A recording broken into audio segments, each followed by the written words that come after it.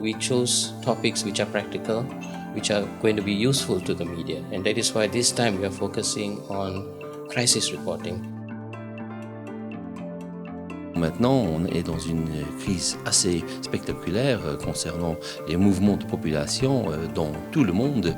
Mais à côté de ça, il y a toujours des crises suite à des événements naturels comme des typhoons ou d'autres crises. Et je crois qu'à ce moment, le rôle des journalistes est très important.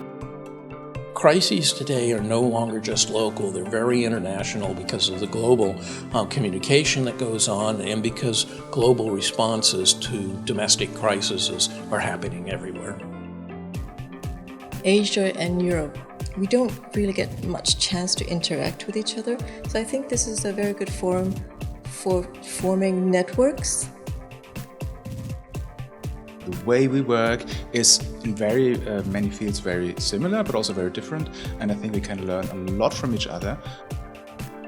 Meeting friends from Asia helps me to open my mind, to be more open-minded and to think about some events, not only how they affect us being in Europe, but how do they link with the Asian and global context. We don't have more crisis than in earlier years, but we are much closer to the crisis because of the social media, because of the internet, and also because of the mobile devices we own.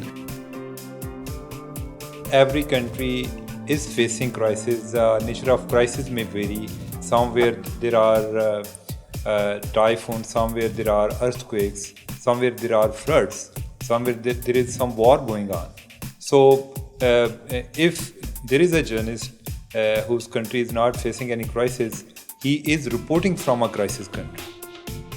It's really important to be accurate and then to provide information on time. But as we could hear here, I mean, it's important for journalists to be human and then to behave maybe a little bit different than covering other stories. How the immediate coverage doesn't only have to be about death tolls and damage, but how it can be about relief. It can tell us much more about the place and a larger story of how to respond to crisis.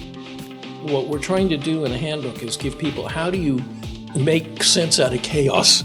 And so what this is designed to do is to be a quick reference guide, so if somebody's moving into an area where they have to that they can look at it quickly and understand some of the issues that they're going to have to take care of.